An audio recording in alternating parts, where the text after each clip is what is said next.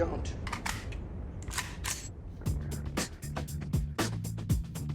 Hey everyone, welcome to the podcast. It is Monday, September 12th, 2022. This week I'll be talking back to the Sunday Talking Heads on CBS Face the Nation, where Maggie Brennan interviews Mayor Chokwe Lumumba of Jackson, Mississippi, who says he will cooperate with a federal investigation into the contaminated water supply and lack of clean drinking water in his city. I'll also be checking in on Sunday morning propaganda at my favorite feel-good feature news program, CBS Sunday Morning, where correspondent Seth Doane talks with author Hugo Vickers about the history of the British royal family and their family tree, whose members were related to other royal families in Europe that were often pitted against each other. I'll be tearing into the Sunday New York Times, showing how the newspaper continually mischaracterizes the facts to mislead the public. We get into all this and more coming up right now. All right, so our first story up here from the Sunday New York Times, a slain reporter, a city of sin, and a politician charged with murder, says the headline. As journalism in Las Vegas changed, Jeff German stayed true to his style, build sources, chase leads, and leave nobody safe from accountability. So this story basically is about a investigative journalist who was a muckraker of sorts, and was talking and writing about the people in Las Vegas and politicians and those sorts of folks. And he zeroed in on this guy whose name was Robert Tellis. Now, Robert Tellis was a Democratic politician who ended up being fired because of the article Mr. German wrote about him bullying his staff. So basically what happened is Mr. Tellis went to the journalist's home and stabbed him to death. But the point I'm trying to make with this article here is that, so the guy who writes this article, Nicholas Bogle Burroughs and Mike Baker, the two gentlemen that write this article, and many of the mainstream media, don't happen to mention that this guy, Robert Tellis, this Democrat politician, was in fact a Democrat and stabbed to death a journalist. So as much as they talk about Trump's war on journalism, they don't mention this story at all, or the violence that is set forth by Democrats and the calls to violence. So if you look at this article, it doesn't until the 14th paragraph that it even says Mr. Tellis denied the claims and criticized the article and statements on Twitter and his website, but the county went on to hire a consultant to try to resolve the turmoil in his office. Mr. Tellis then lost a Democratic primary campaign, so he wasn't fired. When it came down to re-election, he lost his primary to a misread. Online, Mr. Tellis continued to rail against Mr. German, accusing him of writing lying smear piece. Mr. German discussed the online posts with his editor. So the fact of the matter is that the mainstream media is not writing about the fact that this guy is a Democrat. Next article up is gun violence epidemic looms large over a Swedish election. The far right has made strides by tying the longstanding issue of crime to immigration, while Sweden's center-left party is blaming failed integration, resulting in an exceptionally tight race. And again, with the New York Times, they talk about gun violence, and they write about gun violence through this whole article. But if you search through the article about gun laws, you have to go almost to the bottom of the article where it says, in a country with strict gun laws where licenses are usually limited to hunting rifles, criminologists have linked the shootings to the illegal drug trade and say they have been fueled by a stockpile of thousands of firearms smuggled in from post-war Balkan countries, Eastern Europe, and Turkey. Regardless, criminals will always find ways to get weapons and to skirt gun restrictions. And it's the same in this country. So really what you're doing when you enable or pass or institute gun laws or restrictions on citizen gun ownership, all you do is empower the criminals because criminals don't pay attention to gun laws. Moving right along, Hong Kong sentences 5 to 19 months for children's book deemed seditious. Tales about a sheep village resisting a wolf pack prompted the charges against leaders of a speech therapists union, extending a government crackdown on dissent. And I'm just going to get into the lead right here. John Yoon, 5 speech therapists in Hong Kong were sentenced to 19 months in prison on Saturday after they published a series of children's books that the court had said instilled a hatred of the government in young readers. Sort of like what we're having. They're trying to equate this to what's going on here. Most countries by their nature are nationalist, at least the governments should be. And it's understandable if the government doesn't want the schools to teach hatred of the country. But in this case, this is Hong Kong is now ruled by authoritarian communist China. And so crackdowns on free speech are frequent, and crackdowns on dissent are usually unyielding. And so what happens is, here's a children's book that purportedly fosters dissent. And fostering dissent and blatantly lying about the origins of the government or the founding of the country itself, like what we have going on in the United States, is something completely different. So I'm going to move on to this opinion piece here by Jamel Bowie in the Sunday Opinion. Biden is telling you that Trump is a threat, and the proof is everywhere. Originally in the newspaper, there was a different headline. It said, Biden is right to call Trump out. And you don't have to go really much further than the lead. President Biden is right. The so-called MAGA movement, led by Donald Trump, and it's not really led by Donald Trump. At present, it is, because he's the de facto leader of the Republican Party, is a direct threat to democratic self-government in the United States. That's what Jamel Bowie writes. Joe Biden said, too much of what's happening in our country today is not normal. Donald Trump and the MAGA Republicans represent an extremism that threatens the very foundation of our republic, when it's republicanism that they're trying to smear. So how can Republicans be a threat to the foundations of the republic? Because they believe in a republic, and what a republic is it's a state governed by the people. And he goes on to write, the proof is everywhere you look. And I'm not going to go into the whole opinion piece here. But the fact is, his assertion is wrong.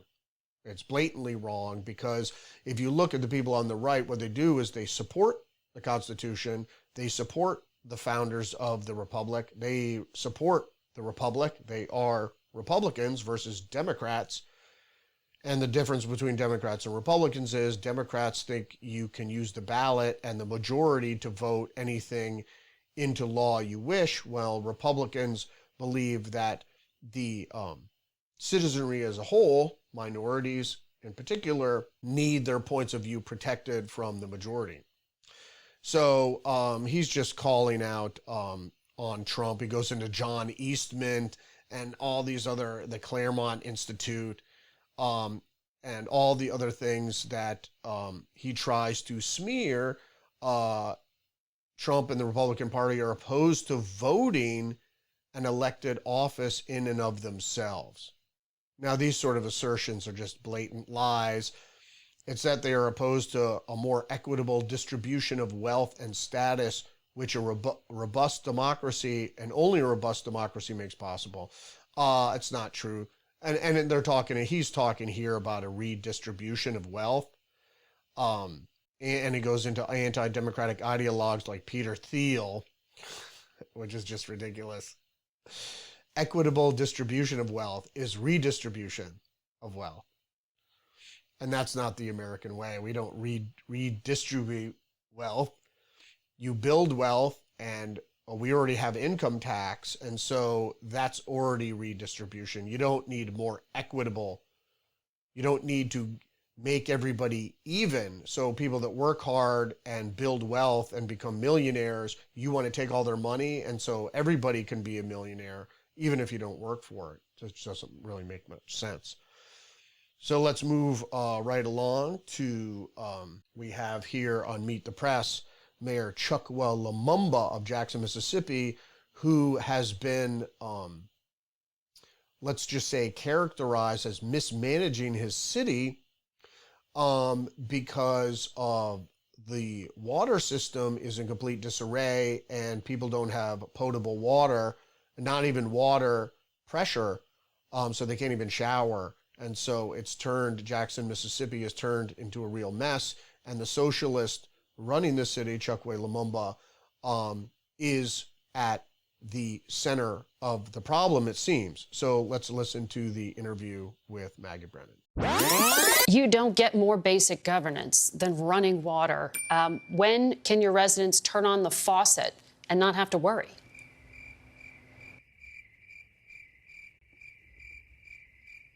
There are still concerns around the consumption of that water. What?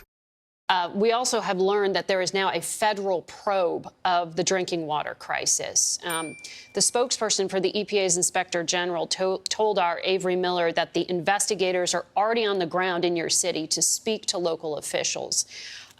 Do you know the scope of this? Are your actions as mayor being investigated? Well, first and foremost, I think that anytime you have an event of this severity take place, then you should expect more questions and more investigation, and I think we should be open to that. No one has talked to me. I do not know the scope nor the timeline in which they're investigating, but I can share that to the extent that they will be speaking to city employees, I will direct them to cooperate with any investigation. We look forward to more information so that we can get beyond this. Well, there was a similar investigation in Flint, Michigan, as you know, years ago. It ultimately led to 9 indictments. Do you expect similar action in your city?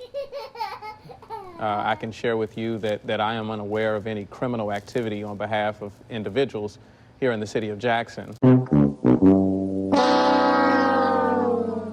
Never again can we allow what happened in Flint, Michigan, and Jackson, Mississippi. Can never let it happen again. It's happening again. In fact, it's getting worse. Where's the money? Do you believe that, as you've said in the past, state lawmakers have been racist in their treatment of your city? Yeah. Well, I'll say this. I'm not backing down from any, characterizations that I've made. You don't get more basic governance than running water. Yeah, it seems like he mismanaged the city. And not that there wasn't problems with the infrastructure ahead of time, but certainly, he mismanaged the response. And still, because they're still without water pressure in a lot of the city and without potable drinking water. So that's a problem. Sorry, Chokwe. Moving right along, we're going to learn a little bit with Seth Doan about the history of the British royal family, which are actually German, Prussian to be exact. And they're all interbred, but most people don't know that. They're, the British royal family, how wonderful. It's actually Saxe-Gotha, a German family. So, but people don't understand how Europe came to be. It was mostly, most of the kings and royal families came from ancient Rome and the Roman Empire. That the collapse of the Roman Empire, they were installed, and it was basically one family. So, which all interbred and intermarried. But let's listen to a little bit about the history of the British royal family. Alfred the Great fought the Vikings and was the great, say it 32 times, grandfather of Queen Elizabeth II. She's part of the House of Windsor, which followed other houses, including York, Tudor, and Stuart. What is a house within the same family? When the daughter marries, the man gives his name to the house, usually. In 10-plus centuries, there's plenty of family drama. The War of the Roses pitted factions of the family against each other, and Henry VIII had 6 wives, 2 divorced, 2 beheaded. When you look back, there were a lot of sordid details. Well, I think if you looked back at a lot of families, you might find a lot of sordid details. But when you're royal, family politics is geopolitics. In the First World War, the Kaiser was a grandson of Queen Victoria, and he's on one side, and George V was also a grandson of Queen Victoria on another side.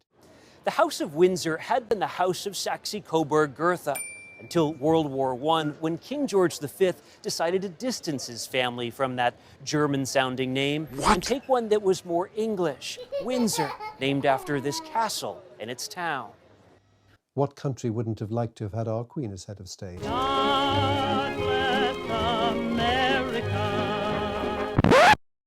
Fuck you and your New World Order, and fuck the horse you rode in on, and all your shit! Yeah. See, in this country, we fought the Revolutionary War to get it out from under monarchies. And so the United States is in direct opposition of monarchical regimes, even constitutional monarchies. And they were all basically one of family dynasties and things like that. So there's no way to usurp the power unless you depose them, because the power just goes on through the lineage and what have you. So that's it for me. Rudy's Revelation. Don't forget to like, subscribe, follow, and share this video. Follow me on social media, Twitter, Facebook, Get Our Minds, True Social. I'll see you tomorrow. You can't handle the truth.